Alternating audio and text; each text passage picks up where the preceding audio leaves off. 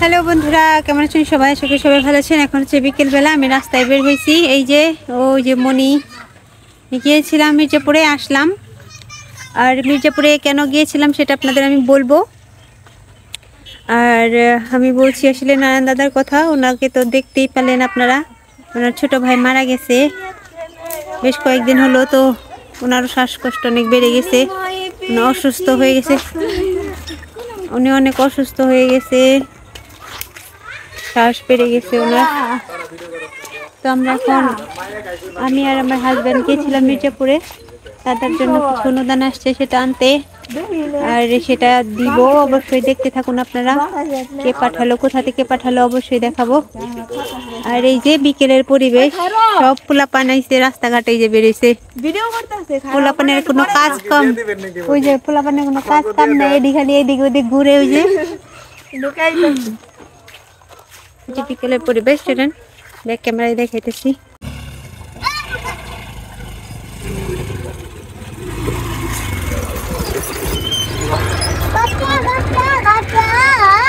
বচুম না, আমি হেঁটে যাব, তুমি যাও। আমি হেঁটে যাব, যাও যাও যাও যাও, হেঁটে যাবো।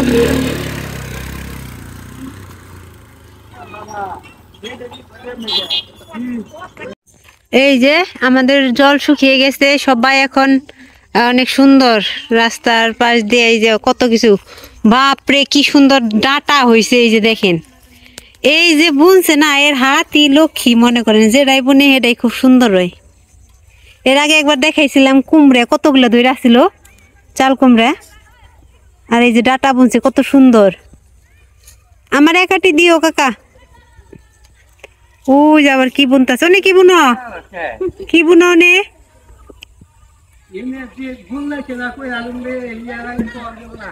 পরিষ্কার করবেন কেবল।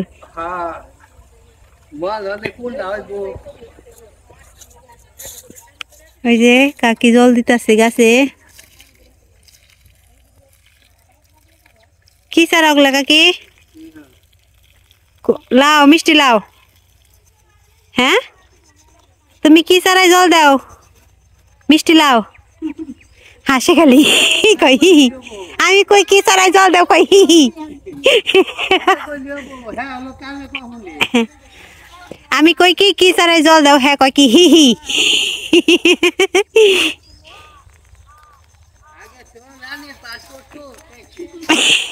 আগে বলে রানীর পাঠ করতে, তাই হি কয় যে বাবা যাবে যে গুরবার নিগে।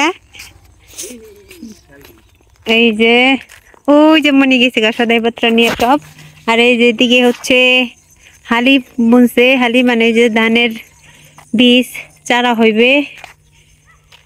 আর এখান দিয়ে সবার বোনা টানা শেষ, বোনা মানে রোপণ করা। এই যে বেগুন চারা লাগাইছে, এই যে লাইন বাই লাইন বেগুন চারা। হ্যাঁ হ্যাঁ, দেখাইলাম।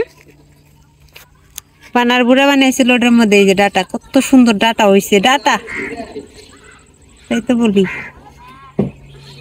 খুব সুন্দর ডাটা হয়েছে। ওই যে বিকেল হয়ে গেছে, আর একটু পরে সন্ধ্যা নামবো। সবাই হাঁটতে বেরোইছে, বাচ্চা পোলাপানটা ওই যে খেলতে বেরোইছে।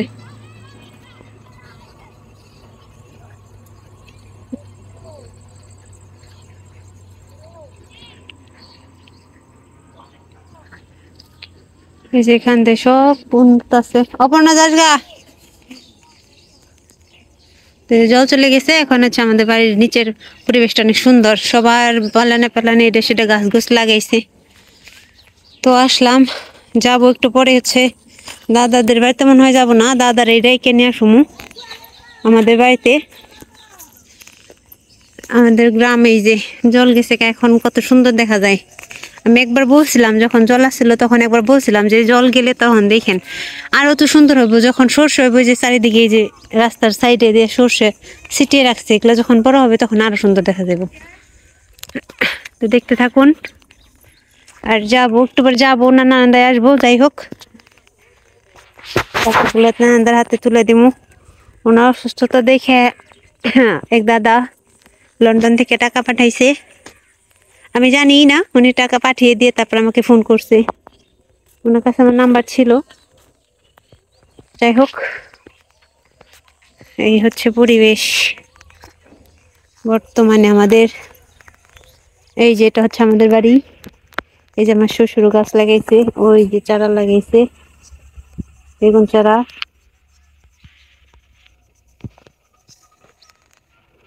তারপরে এই যে গাছ লাগাইছে, লাউ গাছ। ওই যে বিলের জল প্রায় শুকিয়ে যাইতেছে। বিলের আশেপাশে সাইড দিয়ে যেগুলা ক্ষেত আছে ওগুলা দিয়ে ধান বুনবো। বেশি দিন লাগে না এটার ধান আসতে, কারণ এটা তো জল থাকে সবসময় বিলে, এর জন্য ধান তাড়াতাড়ি হয় এখানকার। আপনাদের আমাদের গ্রামের বিকেলের সময় কেমন লাগলো অবশ্যই জানাবেন। ওই যে ধোঁয়া দেখা যাইতেছে, যে ওগুলা হচ্ছে অনেক ক্ষেতের জঙ্গল যে আছে না, যে অনেক হয়েছিল, ওগুলা শুকিয়ে পোড়া দিছে যাতে পরিষ্কার হয় ক্ষেতের ময়লা সব। কয়েকদিন পর চোখে ওই রকমই দেখা যাব। ওই তো আপনাদের কেমন লাগছে আমাদের গ্রামের পরিবেশ অবশ্যই বলবেন। এমনিতে অনেক সবাই বলেন আমাদের গ্রামটা অনেক সুন্দর, আসলে অনেক সুন্দর। জল চলে গেছে, এখন আর একটু বেশি সুন্দর। যখন জল ছিল আমাদের হাঁটা চলা কি অসুবিধা, সবাই তো দেখেছেন। এখন আর অসুবিধা নেই, যতদিন শুকনা ততদিন আর কোনো অসুবিধা নেই। খুব সুন্দর ব্যবস্থায় রাস্তা দিয়ে সোজা বাড়ি যাওয়া যায় একদম। যে গাড়ি নিয়ে মোটরসাইকেল নিয়ে গেল ওর বাবু বাড়িতেই। তারপর ওই যে একদম রোডে ওঠা যায়। তাও যাই হোক, চলুন দেখতে থাকুন।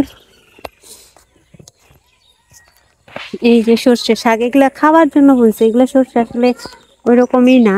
এই যে চকে মানে খেতে যেগুলো বুনে সর্ষে অনেকগুলো হয়, সেগুলো তো বিক্রি টিক্রি করে। এগুলো শুধু শাক খাওয়ার জন্য। নাই সরিষা বলে, নাই সরিষা মানে এটা আলাদা খাওয়ার জন্য। এটার সেন্ট বেশি সুন্দর, খেতে স্বাদ বেশি এটা শাক পাতা। এই যে আমাদের বাড়ি খালি। এই যে কয়েকদিন আগে আমি দেখাইছিলাম যে বীজ ফলাইছে, বড় হয়ে গেছে। খালি বড় হতে বেশি সময় লাগে না।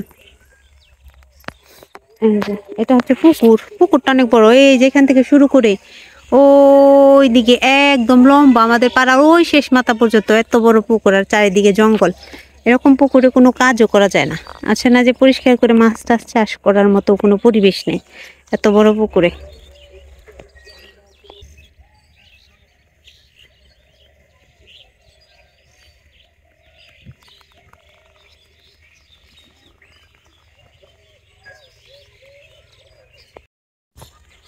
এই যে আমি চলে আসছি বাড়িতে। এখন একটু হাত মুখ ধুবো, ফ্রেশ হবো, তারপর হচ্ছে নান্দার বৌদিকে ডেকে আনবো আমাদের বাড়িতে। কারণ নান্দার বৌদি বলছে যে আমি যেন এরপর টাকা আসলে আমাদের বাড়িতে ডেকে এনে দিই। ওনাদের বাড়িতে গেলে অনেক মানুষ জড়ো হয়, ওনাদের আসলে ভালো লাগে না। আসলে কষ্ট তো সবারই লাগে, ছেলেটা থাকতে তো সুন্দর চলতো। এখন যেভাবেই হোক, যদি এটা উপকার হয় তবুও আরেকজন দিতেছে, সেটা হাত পেতে নিয়ে চলা ওনাদের কষ্ট লাগে। কিন্তু কষ্ট লাগলেও এখন আর উপায় নেই। এটাকে তারা ভালোবাসা মনে করে সেই হিসেবে নেই, কিন্তু অনেকে অনেক কিছু আশেপাশে মানুষের তো মুখের আসলে ইয়ে নেই। অনেক অনেক কিছু বলে, জন্য বলে যে তোদের বাড়িতে ডাকিস, ওখানে গিয়ে নিয়ে আসবো।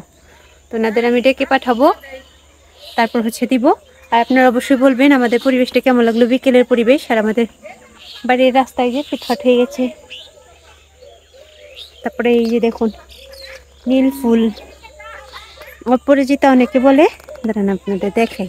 এই যেটা হচ্ছে অপরাজিতা ফুল, অনেক সুন্দর। আমরা নীল ফুল বলি, অনেকে অপরাজিতা ফুল বলে, অনেক অনেক কিছু বলে। আপনারা কে কি নামে বলেন অবশ্যই বলবেন।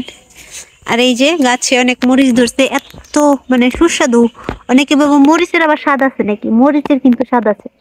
ঝাল শুধু স্বাদ না, মরিচেরও কিন্তু ভালো একটা টেস্ট আছে, যে ঝালও আবার টেস্টও। এটা সেই প্রকারের মরিচ, ঝালও খেতে আবার টেস্টও অনেক। অনেকে মরিচের আবার স্বাদ, ওটা তো খালি ঝাল তা না, অনেক সেন্ট সুস্বাদু খেতে বাড়ির মরিচ। এই যে একটা পেকে গেছে।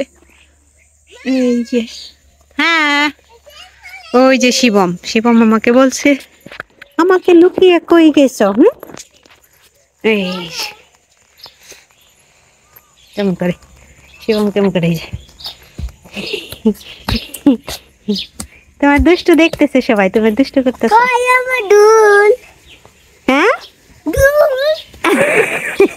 ঢোল পাইলাম না, ঢোল আবার এনে দেব। এই যে আমাদের বাড়ির পরিবেশ, এই যে বাড়িটা রং করেছিলাম সেটা দেখানো হয় নাই, একদিন দেখাবো সম্পূর্ণ বাড়ি ঘর ঘুরে আবার। তুই যে আমি অনেক সময় বড়াই করে কথা কই, অনেক সময় কারণ অনেক সময় দেখা যায় যে কমেন্টে অনেকে এসে উল্টাপাল্টা কমেন্ট করে, তখন আমি বড়াই করে বলি তোদের পাশে আসি থাকবো। অনেক সময় বড়াই করে বলি না যে আছি থাকবো, আসলে এই বড়াইটা আমি কাদের সাহসে করি? আপনাদের সাহসেই করি। আসলে আমার তো নিজের তো কোনো শক্তি নাই, আপনাদের সাহসই হচ্ছে আমার সাহস। দাদা বৌদিদের পাশে আমি নিজে তো করা পারি না, যতটুকু করা পারি আপনাদের সাহায্য করা পারি, যতটুকু আপনার হেল্প করো ততটুকু আমি খালি তাদের তুলে দিই এতটুকু। আর হচ্ছে আজকে যে দাদা টাকা পাঠাইছে লন্ডন থেকে, শফিকুল রহমান, উনি হচ্ছে আমাকে টাকা পাঠিয়ে এনে ফোন দিছে, মানে উনিও ফোন দেয় নাই, উনি হয়তো ওনার ভাই ব্রাদার আছে এই বাংলাদেশে, তাদের টাকা মানে তাদের কাছ থেকে আমি তাদের দ্বারা আমাকে টাকাটা পাঠিয়েছে। হঠাৎ আমার সকালবেলা আমার ফোন আইছে যে আপনি কি অগ্নিবিন্দু? যে হ্যাঁ। যে আপনি অটলের কি হন? আমি বললাম অটলের পিসি করি, আমার দেখতে হয় অটো, ও তো নাই। এবার বলে হ্যাঁ ও নাই জানি, এমনি এমনি ঘটনা, আপনি কি লন্ডনের শফিকুল নামে কাউকে চিনেন? আমি বললাম হ্যাঁ চিনি, দাদা হয় আমার, ওনার সাথে ভালো যোগাযোগ আছে, কথা হয় আমাদের। অটলের বাবা মার কথা প্রায় উনি জিজ্ঞেস করে, প্রায় কি সবসময় খোঁজ খবর রাখে। তো ওই শফিকুল দাদা হচ্ছে ওনাদের জন্য টাকা পাঠাইছে। দাদার যে অসুস্থতা দেখছে যে উনি অসুস্থ, তো বলছে যে ওনাকে ভালো করে চিকিৎসা করেও, ভালো একটা ডাক্তার দেখেও, আর ওষুধপাতি যা লাগে এখান থেকে এনে দিও। তো যাই হোক টাকাটা হচ্ছে দাদার হাতে তুলে দিতেছি। আর আপনারা অবশ্যই আশীর্বাদ করবেন শফিকুল দাদার জন্য, উনি যেন ওনার ফ্যামিলি নিয়ে সবসময় সুস্থ থাকতে পারে, এইভাবে যেন সবার পাশে দাঁড়াইতে পারে, যেভাবে উনি যে দাঁড়াচ্ছেন এইরকম। আমি শুনেছি উনি এর আগেও অনেক টাকা পাঠিয়েছে, আর অনেকের পাশে দাঁড়াইছে। যাই হোক এভাবে যেন উনি সবার পাশে দাঁড়ায় সবাইকে সহযোগিতা করতে পারে, এই আশীর্বাদ করবেন তার জন্য। আর দাদা বৌদির জন্য আশীর্বাদ করবেন, ওনার যেন ঠিকঠাক থাকতে পারে, সুস্থ থাকতে পারে। আমি তো মানে উপলক্ষ মাত্র, আমি তো, আমার তো নিজের কোনো ক্ষমতা নাই।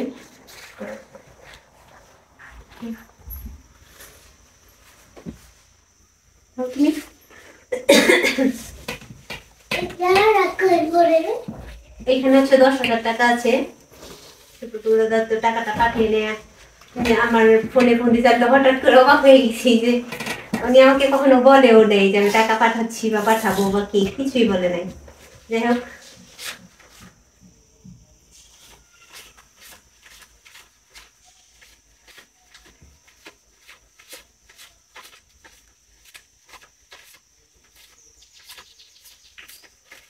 এই এখানে 10,000 টাকা আছে, আমি যে দাদা বৌদির হাতে তুলে দিতেছি।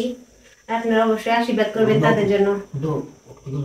টাকাটা তো আসলে বড় বিষয় না, আপনাদের আশীর্বাদ সব থেকে বড়। জানি সুস্থ হয়, যেভাবে অসুখ হয়েছে অসুখ জানি তাড়াতাড়ি সারে।